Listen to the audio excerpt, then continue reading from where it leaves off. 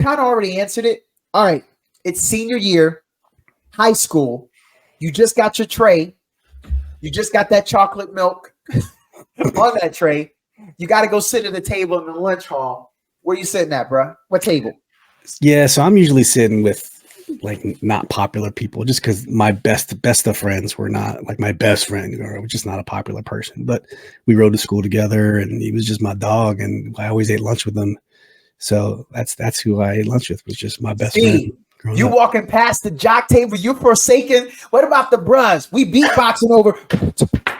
We telling all our homies, yo, that's Slim right there. Yo, Slim, come over. And you walking past all of us. I would see those guys in the hallway afterwards and we would cut it up. Yeah. Yeah, that's. Is there anything better than a trip getting ready? Nope. For a long journey where our podcast released a new epi, searching for a fade fiend, new fixation. Giving this a subscribe is the same sensation. Started with the day ones, they gave us fuel to support the season. Could have been anywhere in the world, but you're here for a reason. Notification bells, text some friends, all to let you know. Check your Bluetooth, connect, talking with Donato. Welcome in, everyone. Yo, I'm excited about this one. I'm smiling already. I won't ever say I got favorites, but this is the guy. And we'll talk about that. Y'all will figure it out. This is episode 62. Slim is the name that they gave me. But our guest, Steve Lim. Steve, it's kind of late in the evening, but I want to know, how did that day go for you? The day went good. I worked a half day. It's the 28th of December. Worked a half day today.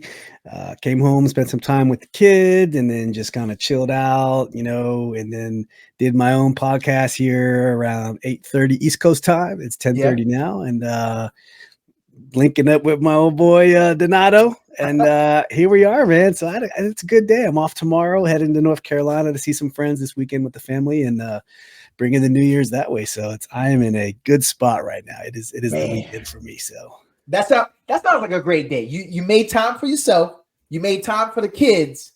I didn't know we was gonna get into some parental mentorship right here, but I guess that's how you keep it happy. You got to make that time for yourself and like your endeavors. I see.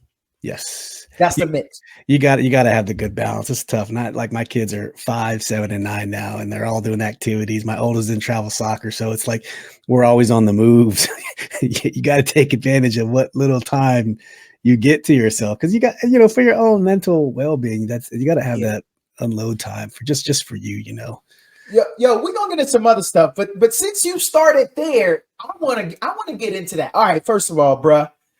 I'm gonna ask you this. I bet in your circle you got a lot of kids. Like your friends, ain't nobody doing 3 nowadays, right? Yeah, not really. No, that seems like an uncommon number. It's like two is the most popular. Yeah. I grew up. I'm a middle child too. I'm 2 of 3. Okay. Yeah, but most people, our friends, usually they're all 2 is like the sweet spot for a lot of people. It's a shock because when you are making your moves, I guarantee you're like a legend to your friends. Who's like, dog, I don't even know how you doing it with 3. Am I right? Yes, because they we're struggling with 2, and life is so crazy, and we don't know what to do. I'm like, hey, you got man-to-man coverage. We're in zone. Sometimes it's a soft zone, and we're willing to give up some points. We're bend don't break sort of defense. Right. So it's tough, but I wouldn't change it for the world. All right. Whose decision was it to make number 3? Like, was the plan always to have 3, or you ain't even run nothing in the house? So made you. So the plan was a boy and a girl. That was just the plan. And first one was a boy, named him Junior. I was happy. Second one was a boy. Okay, let's go for another one because we got to have a girl, right? And all of ours were surprises. So during all the sonograms, we never knew what we didn't want to know. So we didn't know till out came the baby. And my words every time was, honey, he's got a, what?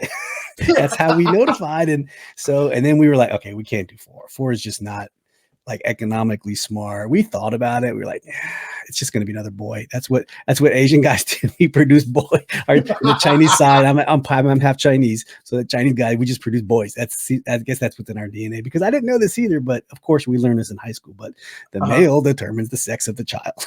So apparently I cannot make girls. So I needed a lesson from you, sir, on how to do that. 'Cause I don't know how to do it. Yo, I'm out here making supermodels. You don't want that life, though. You're gonna have to get a shotgun. You're gonna have to get a rifle with a scope. You're gonna have to start sniping dudes. Girls is problems. Terrifying. It scares me to death. But although, see, Steve, we gonna get into this on the podcast. Yo, don't let wifey listen to this one because we coming back to that. You're a nice dude, man. You've always been a nice dude. I had some player years. So I think that's why karma made me get these girls. I needed some payback. There's some girls that did some crying out there because of Donato. Let's get into that. So, Steve, have you ever broke a heart? Yeah, I have a couple, what? But it was usually centered around like I was military. In your military, you're not there for too long, and it's just like, I'm going somewhere else. I'll probably never come back here again. Yeah, it's just like, and it was, it's just casual dating, and it's just, and I never did that before because that was usually happened to me. But so I did break a couple hearts, not on purpose, but just kind of had to do it. Be truthful and honest. Didn't want to just drag it along and. So yes, I have done that, but I blame the military, being so mobile, how it is. Only one spot for a short time. So, yo, that lid is fire, yo. Appreciate it. I hope that we got our audio listeners decide to go to YouTube so they could check this. But that lid is the truth. How old is that thing? I just got this a couple months ago. It was a Father's Day gift from the wife, so she hooks me up with all the good sports gear. Yeah, she got good taste though. She does. All right. Okay. Everyone got this new District of Columbia Wizard shirt too. So these colors, if you don't know, when Benjamin Banneker originally did the borders of DC, he put these stones all around the square, and they weathered over time into like this patina color, and they had these stakes in the ground.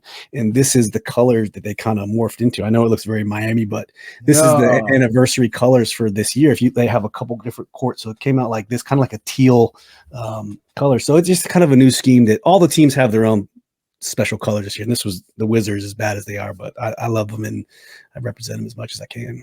Yeah, we gonna get to that. We coming back to that one. I don't really want to. At least y'all not the Pistons. That's breaking news. 27 in a row. They just extended their streak. It's now 28.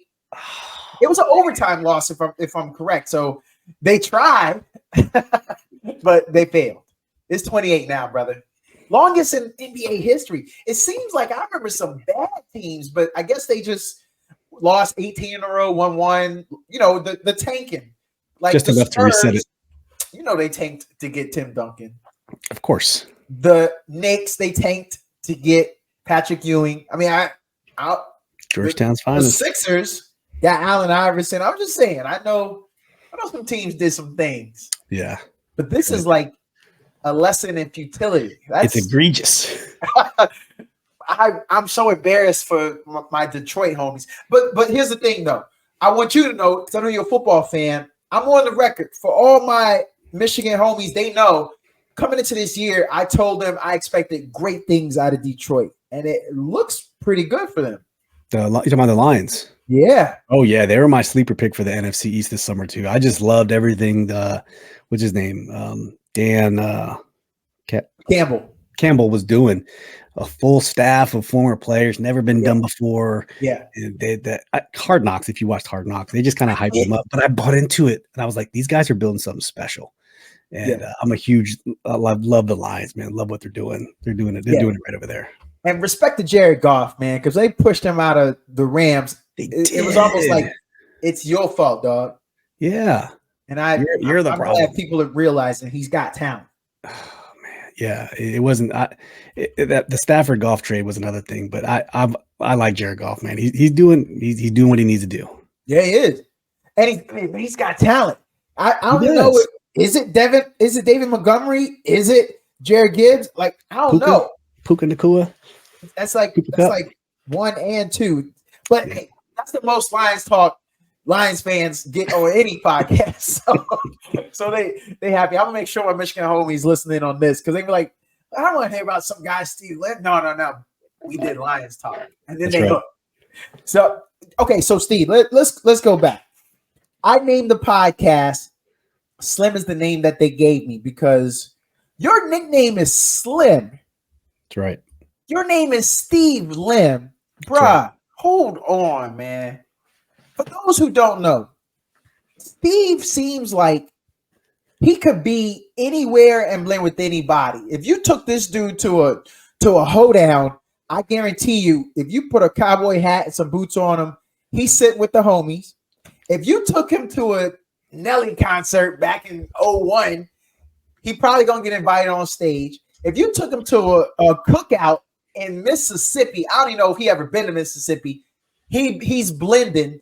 You take him to the biggest surf event in Huntington Beach, I guarantee you he's doing that. Steve, how are you so multifaceted? We run this information, dog.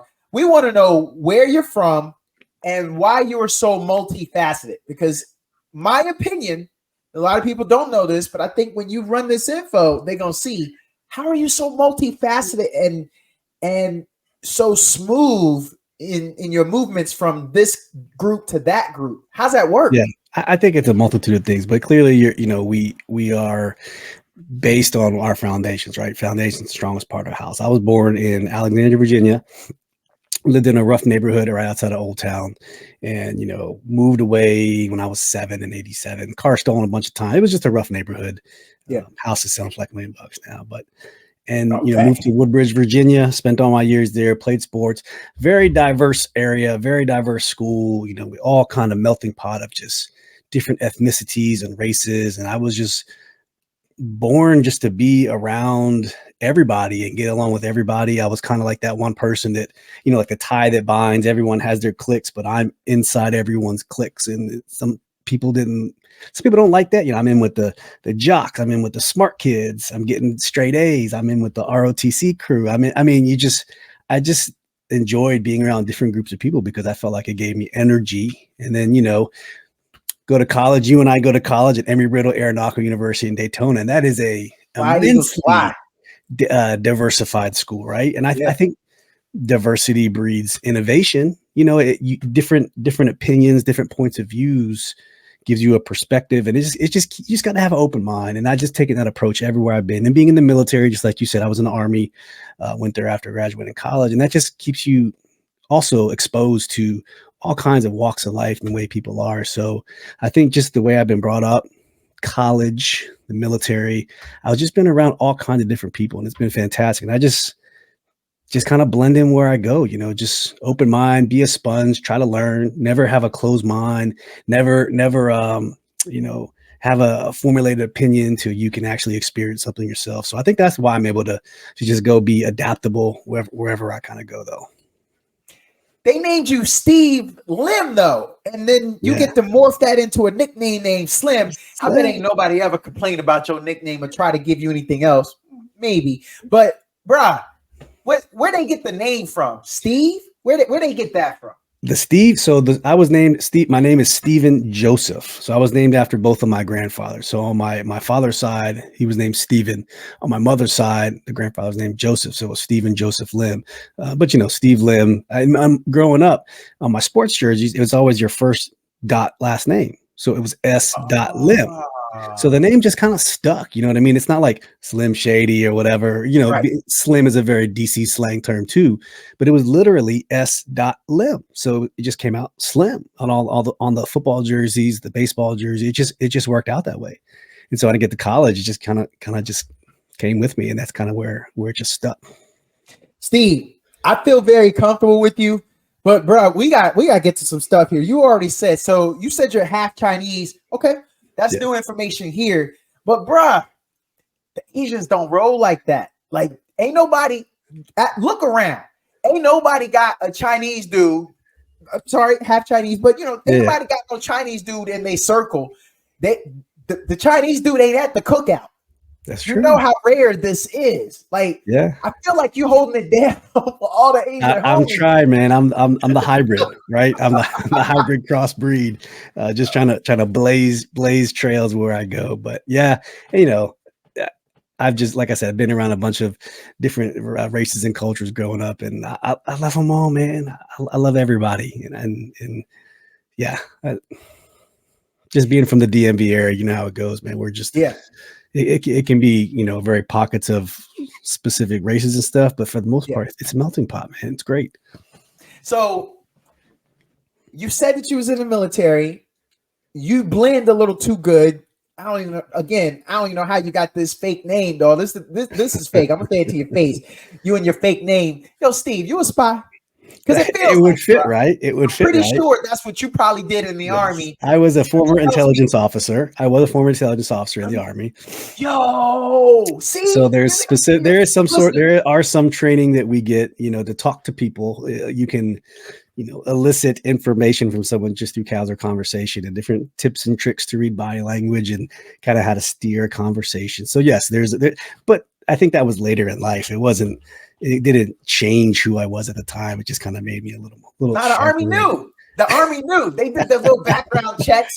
Yeah. They was giving you a little top secret super squirrel clearance thing. And they was like, yo, we got one. This dude, you're 007. See, yeah, I try to be. There's going to be someone ignorant enough to try to get rid of the Slim nickname and give you something else. I didn't know it was going to be me, but 007. I knew that's where you were going with it. I knew it.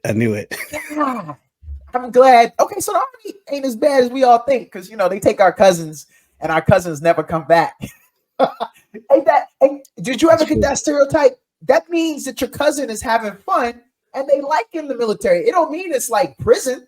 If they go away and they stay away, they love it. It was a way out for a lot of people, right? Like some people never left where they grew up in high school. But all the people that went in the military, they traveled, they went abroad, found a spouse, significant other, and then now they're living life after the military. So I fully support the military just to get away for some people. Okay. So you already was from a diverse spot. I mean, it sounds like you got eyes open. You kind of see the world and that the appreciation of other people. Give me one spot you went for the military that just like blew your mind and you had a lot of fun. Like, what was your favorite spot the military sent you? Man, it was funny because I was always deployed so much. But I did a 1-year tour in Korea, and that was fun because we went in a place called Gwangju. It was in the southwestern part of Korea. I was a Patriot missile officer at the time, and we were moving our Patriot battalion from Fort Bliss, Texas, and El Paso to Korea. And so we get there, there's not a huge American presence, and we go out in the town, and everywhere we go, they were buying us free meals. And It was just crazy to be welcomed, and it was insane. It was so awesome. The nightlight was cool. You know, we didn't have cell phones that had like Google Translate. Like you had your book that you tried to flip through and, you know, couldn't find the right place to get on a taxi or train. But Korea was just awesome. And I loved every second of it. It was so good. Such a good time. And as a Patriot guy, you know, North Korea was a threat at the time. So we actually got to do real mission, but on the weekends and in your downtime, you actually got to have fun and go see the Korean nightlife. So I loved Korea, man, as a military. I believe in stereotypes for the humor, Steve. I'm going to drop a couple on your head in a little while here. But what I heard in Korea, them boys are serious about their basketball. Maybe in social media, people see how serious they are in China about it. But tell me, bro, how many courts did you see when you was in Korea? And I bet they were always packed. So the problem was we weren't allowed to do a lot of that stuff outside of town. And a lot of other places you can because it's more developed. Where we were, it was you had your base and then everything else was outside the base. So it was very limited of how you could do what you could do when you could do. So all the basketball play when I was in Korea was intramural league, like we had in college on the base against other intramural teams. So I didn't get to experience the basketball life with the like Korean population, but it would have been so much fun. But I know exactly what you're talking about. The boys are serious about balling over there. Yes. All right. So now we coming all the way back. You said that you lived in a rough spot. You moved out of there at 7, so that's like second grade. Come on, man. Steve, you're from the hood. My words, but you're from the hood. And did you say that as you progressed through school, you ended up knocking out straight A's? Like, look, bro, when did you graduate high school? What was that GPA? We need to know So this. it was my GPA was 3.92.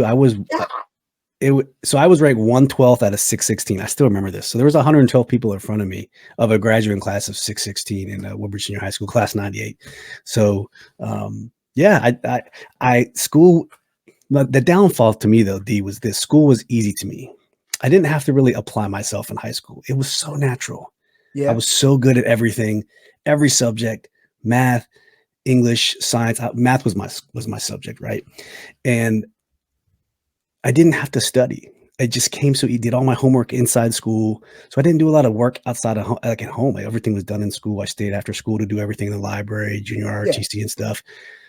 And so when it came time for the SATs, I blundered. My family didn't really go to college, so I didn't know what an SAT prep course was. I Yeah. didn't know how to prepare for the SATs. I'm like, I'm just going to take them. I took those things 4 times, and I couldn't get over 1100. So I had a nomination to West Point, but because I couldn't get a 1200 on the SATs, I couldn't accept that nomination from my school to attend. No. Yeah, it was very disheartening, very sad. So then I went the ROTC route, Army ROTC scholarship. And so when I got to college, I didn't know how to study. So I struggled my freshman year. I had to go see tutors, like, teach me how to study, because I don't know how. I never had to. Yeah. So I kind of wish high school wasn't so easy for me. Kind of wish I had applied myself a little bit more, took some more AP classes, challenged myself, but I didn't know how to study, bro. It was very difficult for me coming to college, and my freshman year was hard. We'll put it that way. Yeah. Listeners, y'all see that? I told you this dude, he's smooth. That's why his name is Slim. He's smooth. He's nice. He just told the rest of us how dumb we are in comparison to him, that he slept through. So sorry, sir, that you didn't do more AP classes. Bruh, wait a minute. You tell me you had a 3.92 and you ain't happy? No, I was happy. I was happy with it, but it didn't set me up for college. I almost failed my freshman year of college because I didn't know how to study. It didn't, and every riddle. Well, now I gotta know then. How did you not get a 4.0? Like, what tripped you up to bust you down to a 3.92? Was that at the beginning of high school? Yeah, it was at the beginning of high school. Yeah, it was at the beginning. So you was playing catch up after that. Yeah, but it was also because just being lazy. I just didn't, oh yeah, I'll skip that homework assignment. Excuse me. Okay. Yeah, it wasn't for lack of, it was definitely for lack of trying. It was like, I'm not worried about it. And then, last 2.5 years, I just knuckled down and just pushed, applied myself to get A's, and that was it. Okay, so the stereotype part, because I told you they coming. I'm gonna sprinkle them all throughout. Asians were good at math. I'm just kidding. I was about to say, how many times do you like a nice and humble dude? Please tell me at some points in your life you drop that on people, like, yo. All the time. Okay. And my grandfather, the one who migrated from China to the United States in the late 30s. Whoa. Yeah, he came over from late 30s with my grandmother, who was from Hong Kong, and he enlisted in the U.S. Army, fought in the Korean War. He was an infantryman, but he translated Chinese radios, like the wind talkers. You know what the wind talkers were? Yeah. But he did that for the Chinese. So before there was like linguists, he was intercepting Chinese communications during the Korean War. So y'all a family of spies. Well, he came back. He was an engineer for Raytheon. Well, it was what now we know as Raytheon now. Formerly was called E-Systems. And he designed stuff on the SR-71. He was an electrical engineer. So always good at math. And he always just rode me. You got to be good at math. So the stereotype was there, bro. At the time, I didn't know it. You don't know these things as a kid. But yeah, he kind of drove that into my head as a young child. I'm so, bro, this is like an amazing. Is your grandfather still alive? No, he passed away freshman year of college. So 1998, he passed away. It's a long time ago. Okay. You know what? Yeah, you did say the 30s. My bad. Hey, see, I ain't good at that. Sorry to bring that up. But okay, so I'd like to know a little bit about that story. Did he come in, him and grandma come in through Ellis Island? And then where did they go? Because in those days, Chinese people, I don't know, bro. Yeah, it was a rough go. I don't know the immigration story, to be honest with you. Right. I don't know. But I know there was definitely a down picture on them, like they were looked down, because a lot of people, in America at the time, kind of ignorant, right? Let's be honest. Yes. Diversity wasn't a thing they had. They just lumped everyone else with it was of Asian, or at the time, Oriental in air quotes. Yep. Everyone was a Jap. Everyone was the same. So yep. You can follow Bruce Lee's story coming to San Francisco a little bit later. He encountered the same thing. So yeah. Hey, but I think the Army kind of helped them get through that too. So Hong Kong. Yeah, my grandmother's from Hong Kong. Yeah. Do you know? We still got some cousins or something over there that you were aware not really. of? Most of the family migrated to the States. A lot of them settled in New York City, Queens area. In fact, my uncle Peter Tom was the first Asian Supreme Court justice. He's in the Supreme. He's a retired justice now, but he was in the New York State Supreme Court, the first Asian American judge to ever be on any state Supreme Court ever. He was a Golden Glove boxer in his younger years. But yeah, Justice Peter Tom, you can look him up. Good, very, very cool stuff. Forget that, he was nice with them hands. That's right. He could throw. Gloves. He could throw the hands. Yeah. That's what dude. Yeah, he won't take nothing from nobody. Yeah, he's long retired though. And he grew up in New York. I believe so. Yeah, that's cool. The family made trips back to China when I was younger, when it was much cheaper, and I almost went one time, but didn't have a passport and never went. So it was always just like my father, my aunt, my grandmother, they would always just go back, and then but no one goes back these days anymore. So if your last name is Lim, so that means your dad is Chinese, and you said you're half. What's the other half? If you ask me, I'm thinking. You have brother. I know that's not an actual race, but what is the other half? It's as white as they come, man. As white as they come. Yeah, my mother. I mean, she'll say that, Irish, German, Cherokee, India, the 5,000 things. So yes, I'm half white, half Chinese. At the end of the day, that's what it comes down to. Have you ever did one of those DNA tests? I actually have one. I haven't taken it, but I got it from ancestry.com. I got to do it. I have one. I just need to do it. My wife gave me one. I would have never have done it. Yeah. I would have never have done it, but she got it for like Christmas. Yeah. Did it. Bruh. I was wondering my goatee here got all this red. What you got? I'm like 9% Irish. What? Did not know that. No way. My wife is Eastern European. I got more Finnish blood than she is. I'm like 7% Finnish. Oh my god, that's fascinating. And man, my whole life, I thought we was from Cuba and Jamaica. Mm-hmm.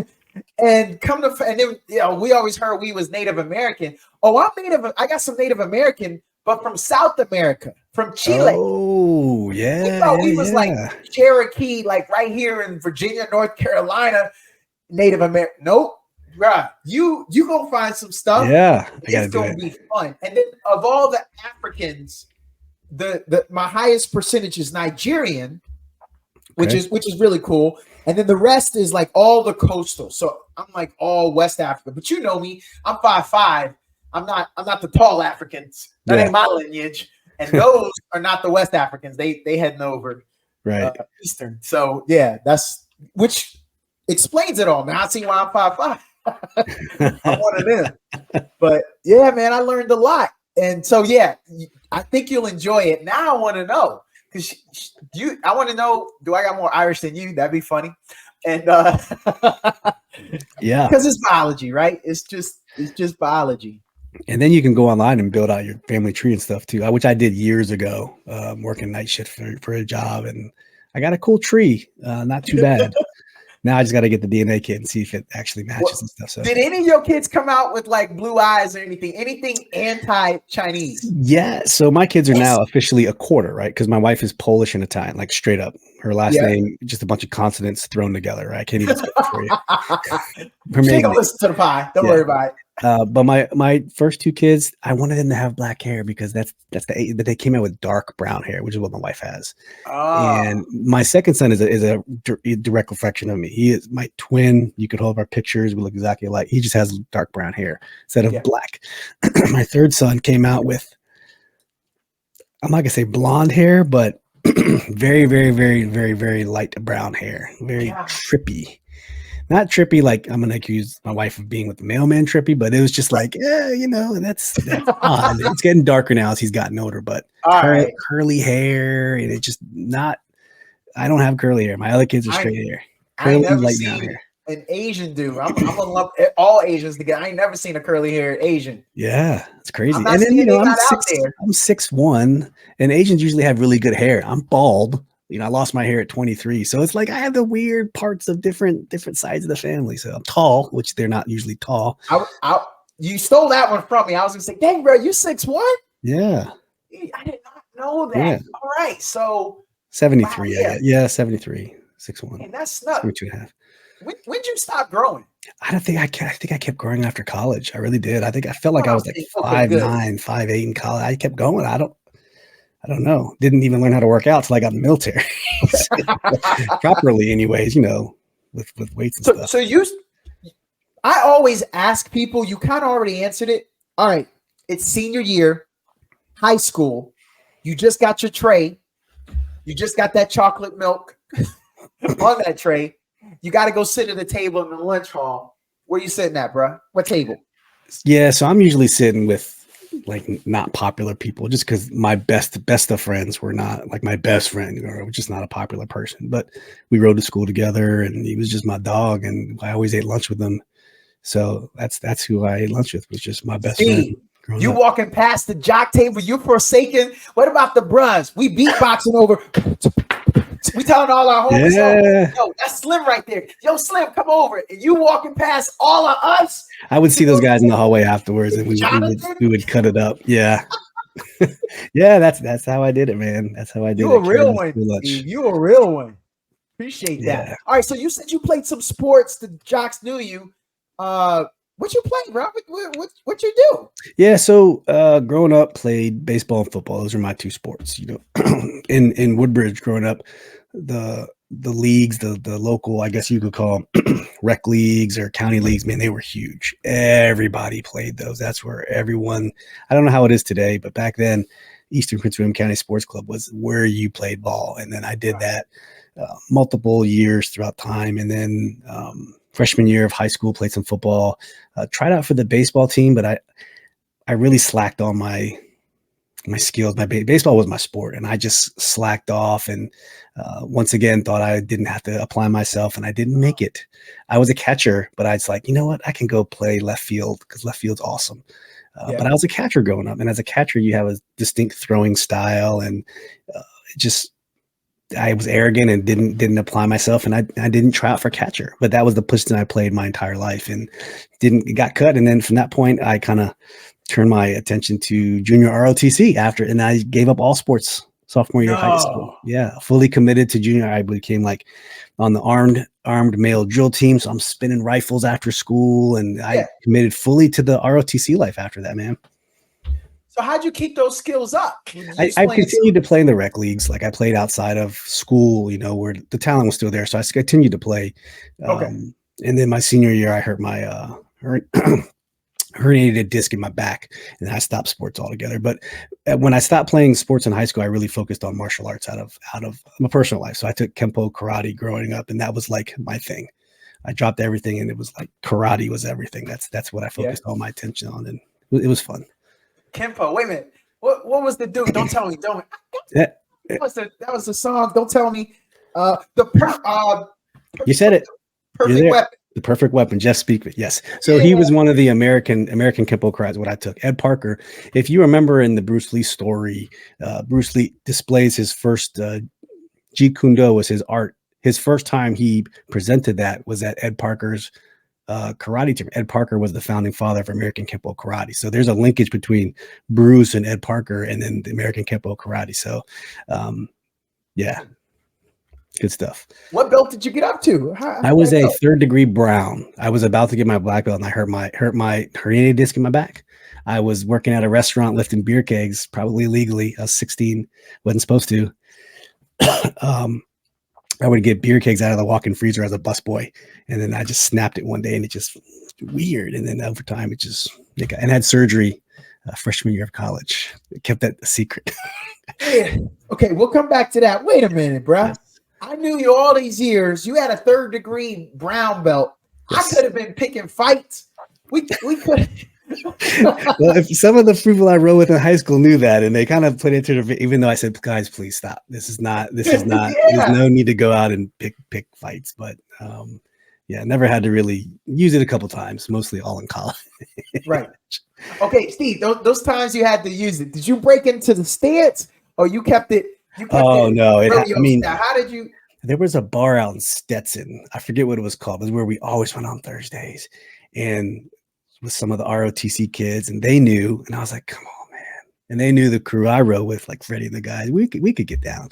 And they got, arrogant with some of that liquid courage, and they go start a fight with some kids. And it's just like, man, I just snapped into, I saw my friend get hit.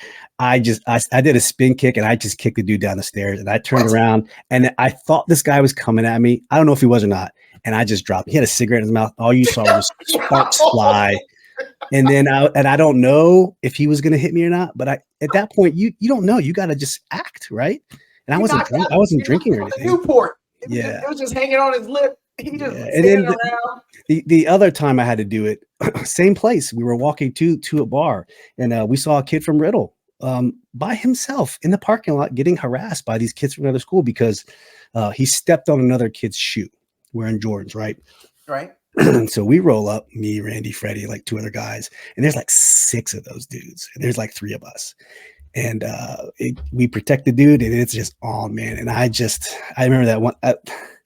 I felt so bad. I with my, and I'm not even a lefty, this kid, he swung on me, he missed. And I just took my left hand and just beat him into a pulp, dude, to the ground. And then I'm like, dude, that's it. Stop. Let's stop. We don't need to do this anymore. And he gets up, he's got blood all over his eye. I'm like, dude, look at your face, man. Stop. And meanwhile, I don't even know what's going on with the other guys, handling their business. And that's about it, man. I've never had to get into any confrontations like that ever since college, believe it or not. It's crazy, right? So you got a 5, a 7, and a 9-year-old. I do. They nice with it? What you gonna do? They are. So I got to get them involved somehow. They're all soccer kids right now, and I really want to get them into martial arts because it's a life skill. I wish I would have started earlier. Actually, I don't even know if I want to get them into martial arts, but if I have a choice, I would love to get them in some sort of like MMA, BJJ, Brazilian Jiu-Jitsu, like your girls in. Yeah. Because it's not just a thing to compete in. That's part of it. It's a life skill, bro. And I think that's what I'm going to teach my kids. I don't want them to be unprepared when it comes time to defend themselves, because I felt in high school, if I had to do it, I wouldn't have been prepared at all. So life skills, huge. No, it's true. It's true. I have seen plenty. There are a lot of people that I've folded up. They ain't never been in fights, and you can tell it. Right. A lot of people have never had their teeth rattled. They've never felt bone connect against their jaw, and it's a shock to them. And they realize once you're scared to get hit, you done lost the fight, because you're not even focused on giving them offense. You're defensive. You're trying to hide and duck. You can't, if you're doing this, you're not hurting them. Right. You're in this mode, getting wailed on. I'm taking stuff to the body. Yeah. Get them in. I had my first concussion, I think, at 9 years old playing football. So I think I was prepared by then. I was running back, ran through the hole. Of course, like an idiot, I didn't duck down. I ran straight up, and I caught the top of a tackler's helmet on my chin. And we didn't have the nice thick pad. We had the thin leather ride-out straps. So the top of his helmet just, and then out cold. Stay in the game, though. Stay in the game. Let's get back to the familial. I want to get to the stereotype then. Yeah. Again, your dad was not pushing you. Well, maybe baseball, but your dad wasn't pushing you to football, right? No, it just happened naturally. My brother, of course, my older brother was the first one to play football. He was really good. Taught me a lot of stuff. Taught me how to be tough, and so he kind of blazed the way for me. My dad worked a lot, so he wasn't around a lot. We were a single income family, so he was working 7 days a week sometimes. So it wasn't for a lack of trying. He just, my mom really kind of pushed us into all these sports. So she was a volunteer. She, coached the cheerleading team that we were part of our football team because, you know, you had cheerleaders for a football team. You know, she volunteered on the sports club, you know, board. So we were always in and around the sports club. So yeah, it was just a part of our lives, man. It was really nice. Steve, I want to know what you were driving in high school. Okay.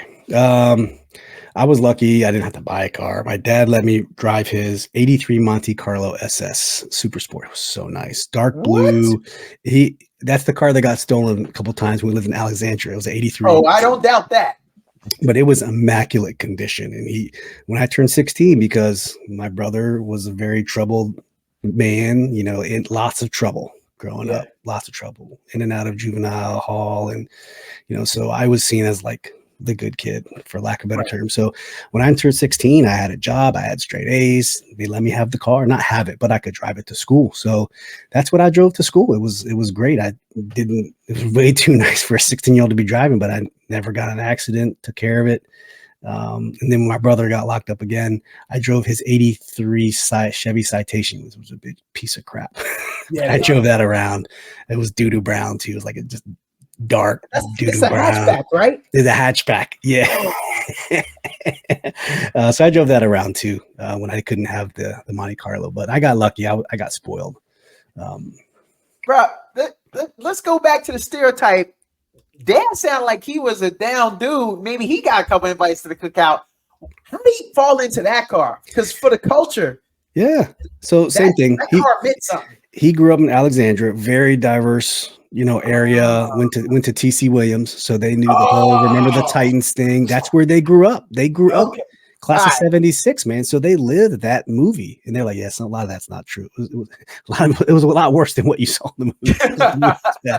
So they grew, you know, they grew up in that whole area. So Dad was always down, man, and never taught us to be discriminatory in any fashion.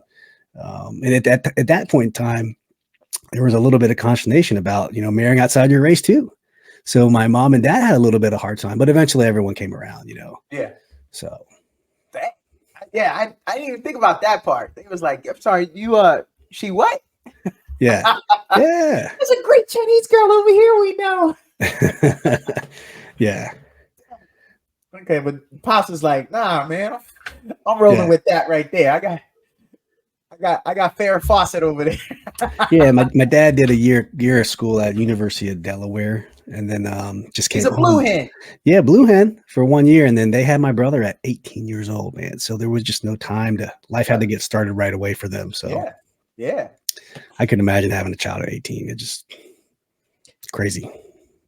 I want to know what you're listening to right now. When you get in your car, if you're not listening to my podcast, no, what you listening to? What music are you flowing with right now? Yeah, so I have a couple different playlists, but the go-to list is, man, late 90s, early 2000s hip hop, dude. It's just my go-to. It's just an era of great music that you just can't go wrong with. It's the classics. It's the music you can just hit shuffle and just let it play through, man. The Biggies, the early Outkast, Tupac, you know, the list just goes on and on. It's like the golden era of hip hop, and that's that's what I'm listening to, man. All right. When your wife get in the car, what y'all listening to? So if she's in the car, that means usually the kids are in the car, and they have their own playlist, by the way. So their playlist is kind of modern stuff, right? They have a lot of things they see on YouTube from videos and the influencers' life, but they're in a lot of good. They're good with music, man. There are a lot of new hip hop they like. They're actually a lot of pop. My wife just took my middle son to go see the Jonas Brothers in concert. He likes the Jonas Brothers. Oh. Of course, now my wife's a big Taylor Swift fan, so she's trying to push down everybody. But my 7-year-old dude loves Juice WRLD, loves XXXTentacion. Like, he loves those dudes, man. Like, I gotta find the clean versions of a lot of these songs because most of them are cursed, but you can find clean versions of all these songs. Yeah, you can. Yeah. I rip a lot of stuff from YouTube all the time, and I'm always surprised when I can find something clean. I'm like, okay, somebody, I appreciate you. Yeah. Whoever cleaned that up. Yeah, thank you much, because I wasn't going to do it. So I want to know right now, though. I got to know. What's your favorite Taylor Swift song? Because I know you done got a lot with wifey. I'm not into Taylor Swift. Like the only one I could tell you off the top of my head is the I think it was called Love Song, but it's like way old. We were both young when all this started. I'm trying to remember the words. I don't think I can hear it in my head, but it was like back when she was like country. Like she was country before she was what she is now. So it was like one of those songs. It's called Love Song? I think it's called Love Song. Yeah. Okay. I'm gonna look that one up though. I'm just curious now. I feel like the only one I know was like Bad Blood. Oh yeah. That was a very popular one. That's a very popular one. Yeah. I felt like it had an edge, but that's the only really one I can name and like no. I've been waiting for you, man. 62 episodes. Love Story. Sorry, Love Story. Oh, okay. Love Story. It's older. Yeah, and then the NFL can't get enough of Taylor Swift, so she just created a generation. She just created a generation of Kansas City Chiefs fans. Great for the NFL. Great for the NFL. She did. Yeah. You know what I like though? She keeps it real because she's an Eagles fan to the core. I didn't know that. Yeah, and so she really wants Eagles, but her man, he's with the devil because but his brother is an Eagle. Jason Kelsey, his brother. Yes, yeah. You know, that's hard times for her. Yeah, she's doing a great job. She's supporting her guy because she could be wearing Eagles jerseys to the games. She could be a little more obnoxious about it. It's good for football, but I'm just tired of the camera just flashing up there after every single play. Yes. It's like, come on, it's getting a little old. Yo, what I want to say, Steve, I want to be a little controversial here. How about Simone Biles? She's always at the frozen tundra outside in the stands watching her boo play. Dude, it's called the frozen tundra for a reason. Now, shame on the Packers for not putting her up in a suite like Taylor. Now, if they have offered it, I'll be fair. If they've offered it and she's like, nah, I want to be out in the elements. But come on, man. Come on. We got to do better than that. She's the greatest of all time gymnast, and we got her outside. Yeah, and why? I don't know if that's by choice or why hasn't what's his name? Owens. Jonathan Owens. Why hasn't he put her up in a suite? Not that she can't put her herself, but that's her husband, right? They're married, aren't they? Yes, they are. Yeah, maybe she likes being out in the environment. That's how I guess either way, she gets the most respect for me because of how Cody gets up in Green Bay and she out there. So she gets number of respect from me. I'm not Swifty bashing because this is the first time I don't talk Taylor Swift in any episode. Hey, I did not bring that up. I did not bring that up. We got into Taylor with Steve. I'm like, yeah, girl. You know he wanted to tell me about his tattoo. Brought it up. You brought it up. Tattoo. Hey, I'm telling the story, Steve, to my wife. All right, Steve. I also want to know then, when you were in high school, you had to take a language. I'm sure, like 2 years. I think that's what I had to do. You had to do like 2 years of a language. What did you pick? Spanish. Oh, yeah. You get all A's? I did. I did Spanish 1, Spanish 2. I don't know if I did Spanish 3. I kind of wish I would have did Latin. I think Latin would have been cool to do because Latin was an option. Yeah. But I did Spanish 1, Spanish for sure. Steve, you get an all-expense vacation. Mm-hmm. Where are you taking the family? Oof, man, this could be a selfish question or this could be a... No, I went selfish. Okay, instead of taking them somewhere educational that would broaden their horizons, I think we would probably do like Atlantis, somewhere in the Bahamas. Or a friend just told me last week he took his family to Hawaii. I forget the name of the place. It starts with an A, but it's in one of the big islands, and apparently it's a very good, very family-friendly, children-friendly resort out there in Hawaii. So probably one of those places because we've never been. Kids have never been on an airplane. We drive everywhere we go. We just haven't had a reason to fly anywhere. So it would be awesome to take them somewhere in an airplane to go do a fun tropical vacation. Well, now that youngest is 5, because under that, when the ears start popping, they're crying. At least a 5-year-old, you might be able to reason and out. that was my fear. And I know they would have been fine, but some people are like, I don't care. I'm not changing my life because I have a newborn baby. And I'm like, but I don't want to be that guy on a plane whose kid cries the whole time. Like that, you might not care, but I'm considerate of other people, and I am aware. And I don't want to put someone through that. Well, that they just got to deal with it because that's my child. We appreciate you. Know what I'm saying? Yeah, exactly. So that's one of the reasons why we never flew. I know some people are like, I don't care what other people think. Well, I do, because I respect other people's opinions, and I don't care. You know what I mean? Like, you know what I'm saying? Like, yeah. I just respect other people and their ability to enjoy themselves, and not at the expense of my children. Yeah, Steve, where in America do you want to take the family on a family trip this summer? And I got you. I'm gonna throw you $15,000 for the trip. Where would you go? Where would you take them in America? You got to take your kids somewhere in America. Where you take them? Man, somewhere in America. I don't want to do Disney. That's just too cliche. I think that 15 would go quick too. It would go quick. I think we would probably go. Man, I think it would be cool to go to like maybe Colorado. Colorado would be fun. Yeah. Maybe go see like Grand Canyon. No, not Grand Canyon. That's a one and done. I don't want to take them. I would probably do somewhere in California, because I've never really experienced California outside of the military. So I don't know what it's like to go there personally. I have no idea. Never been to Los Angeles. I've never been to, San Diego. I've never been to any of these places. I think California would be pretty cool to go visit. So maybe California, maybe somewhere in California. And you need to stick to what you do. Make sure you drive it when you do it. Don't fly. You need to drive it, because it's worth it. You got to drive. On the East Coast, y'all got I-95. They got I-5. It goes right along the coast. And, they got elevation over there. So you're looking down at the ocean. You got elevation changes. They got rolling vineyards between SoCal and NorCal, which is NorCal is that San Francisco, that San Jose, the Silicon Valley. So, and then there's even the northern part. Would you believe that there is a place called YOLO, California? What?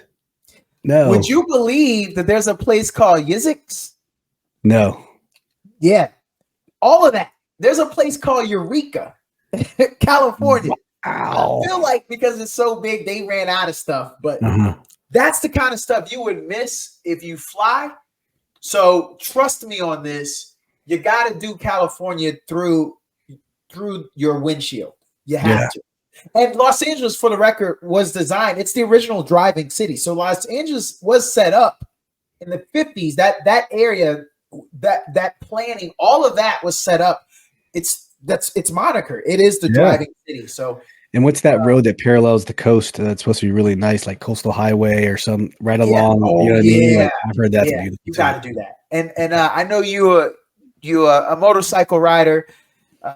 There's something to be said. You will have to ditch the family and do a couple rides up the Pacific Coast Highway. You gotta carve the canyons. You kind of got to do that, because I know y'all ain't got no elevation like that over there in Alexandria. No, I mean you can find some if you go out to Skyline Drive down in the mountains of Virginia out of Front Royal, Winchester. You can hit the whole Appalachian Trail of mountains out there. But you got to get out there. It's good stuff. Have you ever did the Tail of the Dragon? No, I have not. I have not. One day. Try that out. It's on the bucket list. Yeah. It's a Tennessee. I think it's about an 8 or 9 hour ride from here. So it's on the to-do list one day. It's not bad. I was living in Fayetteville when I went and did it. So it's well worth it. So much fun. You spoke of Appalachian Trail. I interviewed a guy who just retired as lieutenant colonel in the Army. He did the Appalachian Trail. He started up there in Vermont and walked all 2,200 miles all the way down to Georgia. It took him 5 months. That's insane. That's crazy. Steve, Brothers Don't Hike. This dude kind of got me excited. It was a great interview, and he won't even try to sell it. He ain't a boastful dude. Matter of fact, he's an introvert. But it was such a great experience to hear him talk through it. Now he lost me a couple times. But by and large, he got a brother intrigued. Did he just do it? He stayed on the trail, lived on the trail for 5 months, like didn't come off? Sir. I think you can stay in hotels along. There's hotels along there, and there's hostels. He talked about, what does he call them? Anyway, there's like along the trail, they have like outdoor shelters. It's really like a 3-sided wood crate, just to kind of keep the elements off of you if it's raining. Because he was stuck under one once, I think, while it was raining. He went through boots. He went through like boots, like 5 pairs of boots during his time. It's crazy. And he traveled heavy. He actually brought a tent. Like a lot of these dudes that do that, they don't even take tents with them. Right. He was fancy, air quotes, and he took a tent. So now that I mentioned that, how much of that Appalachian Trail you gonna do of the 2,200 miles? 0. It's not my thing. I'm not a hiker. I ain't lying, bro. I'll do hiking locally. Like I'll drive somewhere just for some physical fitness and get the kids exposed to doing it. But it's just that's not something that I'm into at all. Yep. I just said he had me intrigued. I ain't say I'm gonna do it. That's right. I'll live vicariously through that guy. I appreciate the story. That's what I'll tell him. Yeah. All right, Steve. This time went quick, but that's great. You and we will be doing some work together. Make sure we're going to get your socials on the way out. Bro, I ask everybody this. I ask a few questions on the way out. What would your peers say to describe you? Kind of how you said early on, like, oh, he's such a nice guy, pretty quiet, doesn't get upset very easily. I think that's kind of how people would describe me. Yeah. Which I agree with. I think that's pretty fair way to do it. Nice guy, very level-headed. I think that's probably the easy way to sum it up. So I was in college a year before you, right? And I rep VA, and I was doing a pretty good job with my athleticism. A couple of my friends kind of dominating the school athletically, and then you and the VA boys showed up. I wasn't supposed to like you, Steve Lim. I'm not saying I didn't like them dudes. Matter of fact, I respected them. And as you know, we ended up collabing on some things later on. But they were true athletes that came to campus, and now they was threatening the throne. Steve, that's who you are. If you want to know what your peers would say, yes, I gave you the intro, but I'm also saying to you now, I wanted to hate you because you rolled with those dudes. Yeah. And they were a threat.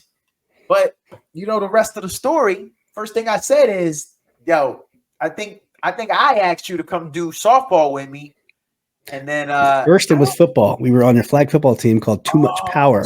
You for football first. Okay. Football. And then it was basketball. And then it was softball. No, I had to do basketball last because y'all were against us.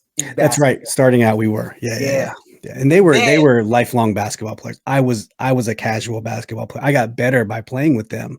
Yeah. But I did not play a lot of basketball. I just played. Respect your athletic talent. I hope your friends hear this because people, you so humble, dude. You probably don't tell people how amazing of an athlete you are. But you were holding your own, Steve. Like you were holding your own. I didn't look at the three of you as like, oh, that's the weakest link. No way. Me and my clique, which was really just me and Hiley, and then we just added anybody to me and him. Baby KD, man, that's who we reminded of. Baby Kevin. I thought we were Stephon Marbury and Kevin Garnett. That's what I thought. Hiley was awesome. I would just add anyone to us. I think it's so important for kids these days to play multiple sports. Like I was exposed. I played everything. I wasn't good at it. I played tennis. I was really good at it. Terrible at soccer. Really good at swimming, basketball. Like I think it's important that children get exposed to all these sports just to be a better athlete. Yeah. And it takes you throughout life so much. Do you remember how hard Hiley, all 100 pounds of him, hit that ball? Oh yeah. You know what I mean? Like that was a shot. But he had those are some of the greatest hips I've ever seen on anybody. That bro turned on those balls and he looked like he didn't have any kind of muscle, like you said, KD, but he was legit. Yeah. What an amazing baseball player. The name All I right. haven't heard in a long time. That's the first. I got about two more. Okay. And I got an honorable mention. Let me get the honorable mention now. All right. So the homie that you forsake all of us and you still sat with, I want him to hear this podcast. I hope he turned out to be an amazing person. Are y'all still in contact? No, just grew apart over life, man. Yo, it happens. It happens. Yeah, it happens. But yo, kudos to you though that you did that. You did that. I had a friend like that. Shout out to Elwood. Had a couple other friends, but I was in a skateboard clique. Oh wow. Yeah, that's that question I've never answered it, but yeah, I was in a skateboard clique. During lunch, we would go out and, as we call it in the skating world, we would session during lunch. That's what we do. We skate during lunch right outside the cafeteria. We working on our skills. That's what we did. Yeah. But all right. I believe it's 6 degrees of separation, Mr. Lim. Okay. I want you to tell me who is the most interesting person that you know. Not most famous. If that is the two characteristics, great. But who's the most interesting person in your life? And what will you do to help me get them on this podcast? Oh my goodness. The most interesting person that I know in my life right now. Man, this is funny. So the most interesting person I know right now is someone I've met in February through virtual work. And then he came to work physically with where I am now at Fort Meade at U.S. Cyber Command in person. And he's a very big, strapping guy. You know, he's just fascinating, very interesting. His name's Jimmy. Probably like 6'4", 320. Like, man, I know he played ball. Finally, we got talking. He was in the Marine Corps. And then he played at University of Hawaii for 2 years as a tight end. Yeah, roommates with like a lot of great players. They got drafted in the NFL, and then went from there. Got hurt. And they went into the Army, and got out. Now he's a contractor, but he has his own business on this. He's trying to start his own business to benefit veterans in the future. And just every time I talk to him, I feel like I learned something more about him. It's just very, very fascinating. And I haven't had that with someone in a very long time. And it's so new. Like I said, I've only known him for a couple months, but very interesting guy. Maybe so would you put in a word for me? Of course I would. Of course, I'd talk ball with him all the time. He's a big Alabama fan. I talking trash about Michigan, and they're playing in a couple days. So I'm an anti-Alabama guy, but he's an Alabama guy. Yeah. So, all right, yeah, I'll talk to him. Now, Steve, for all of the listeners, how can we stay up for the audio people? They don't see your information on the screen here. How can we follow you and some of your endeavors? Yeah, so I'm on Facebook, but Facebook mostly family stuff. For my social media, I'm most active on Twitter. It's Steve Lim _DC. And for my podcast, I have a commander-centric podcast that I produce with two other guys, and I'm the host. And it's called Command This. So you can Google that. It's on all of the audio platforms. It's on YouTube. We're a little rough around the edges, not your traditional podcast. We tie one on and we get a little crazy sometimes, and we're a little rough around the edges, but we talk about all kinds of crazy stuff, but it's mostly centered around Washington Commanders and that team that just drives us insane. So you can search for Command This. You can find me on Twitter, and now it's called X, Steve Lim _DC. And that's kind of where right now I'm getting roasted online for asking questions about Eric Bieniemy's offense as we speak. I screenshot a play of the receivers running a flood concept, but they're like 2 yards apart. And I'm like, this is terrible. And then apparently I become a bad guy now because I'm like, why is this terrible? I don't know ball, and don't ever tweet here again. It's funny though. Twitter is a funny place, man. It's a crazy place. Yes, if you've ever seen the Chappelle show, where he's in the internet, that skit, walking around, and there's all these ads popping up about making your junk bigger pills. And that's what Twitter is, man. It's a wild place. And now that it's not regulated anymore, so you can do whatever you want on there. It's crazy, but fun times. Steve, this was awesome, man. This was exactly what I thought it would be. Yeah. And bro, we didn't even get a lot of stuff done because I would have wanted to talk a little bit about you being in the military. Thank you for your service, sir. Yeah, same to you. Thank you.